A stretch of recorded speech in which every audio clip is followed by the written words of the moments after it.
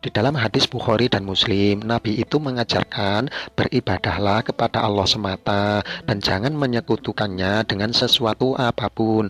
Tinggalkan apa yang menjadi ajaran nenek moyang kalian. Dia memerintahkan kami untuk sholat, zakat, bersikap jujur, menjaga kehormatan dan menyambung silaturahim. Di sini Nabi Muhammad sudah mengajarkan kepada para sahabatnya untuk sholat, untuk beribadah sebelum Isra dan Mi'raj. Sekarang dari sumber Alkitab. Daniel 6 ayat 10, kalau yang di dalam kurung itu ayat 11. Demi didengar Daniel bahwa surat perintah itu telah dibuat, pergilah ia ke rumahnya. Dalam kamar atasnya ada tingkap-tingkap yang terbuka ke arah Yerusalem. 3 kali sehari ia berlutut, berdoa serta memuji Allahnya seperti yang biasa dilakukannya.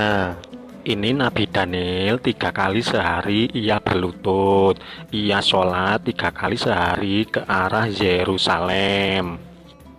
Dalam kitab Daud, yaitu Mazmur 119 ayat 164, 7 kali dalam sehari aku memuji-muji engkau karena hukum-hukummu yang adil.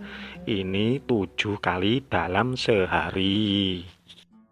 Di dalam Mazmur lagi, yaitu Mazmur 5 ayat 7 atau dalam kurung dalam ayat 8. Tetapi aku berkat kasih setiamu yang besar, aku akan masuk ke dalam rumahmu, sujud menyembah ke arah baitmu yang kudus dan takut akan engkau. Sujud menyembah ini adalah sholat, ke arah baitmu ini adalah arah kiblat.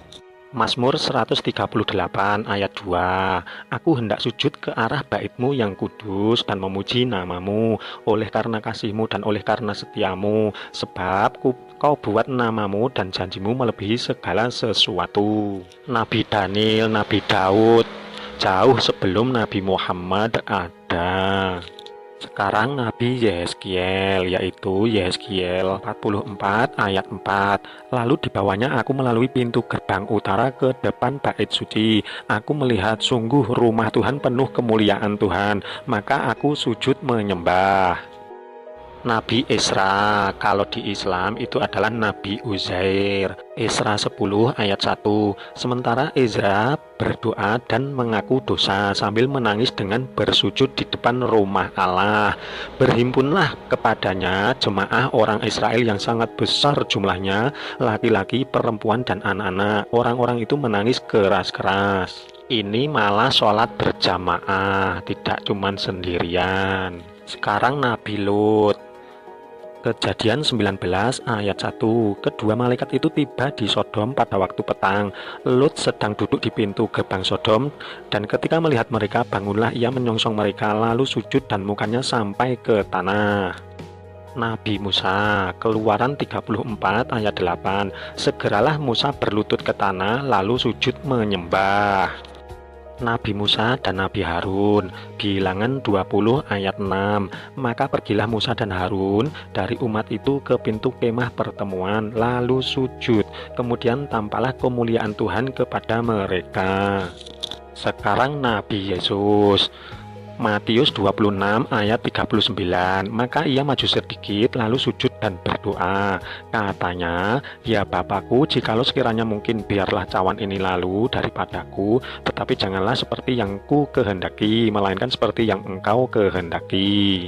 Nah, ini semua adalah nabi-nabi Israel. Semuanya sholat. Jadi sholat itu didirikan atau dilakukan jauh sebelum Nabi Muhammad dilahirkan. Para nabi sudah mendirikan sholat. Sedikit di Matius ini, Yesus bersujud, berdoa. Berdoa ini katanya itu mencontohkan. Yang mencontohkan kok cuma diambil doanya, tapi sujudnya kok tidak diambil atau ditiru atau dicontoh. Mana nih yang mengaku umatnya Yesus? Ya malah Islam lah yang jadi umatnya Yesus itu, karena Islam lah yang sholat. Bahkan tidak cuma umatnya Yesus, tapi juga umatnya Nabi Musa, Nabi Harun, Nabi Daniel, Nabi Yehezkiel, Nabi Daud, Nabi Lot. Tetapi sebagai umat terakhir, umat utusan terakhir yaitu Nabi Muhammad yang tetap sama-sama mengajarkan sholat, mendirikan sholat, yaitu sujud atau menyembah kepada Allah saja. Tidak ada menyembah Tuhan kok yang Tuhannya melakukan sholat juga. Kalau Yesus Tuhan, masa Tuhan sholat? Yang benar menyembah Tuhan ya yang disembah Yesus itu. Itu yang benar. Assalamualaikum warahmatullahi wabarakatuh. Alhamdulillah. Dadah guys, bye.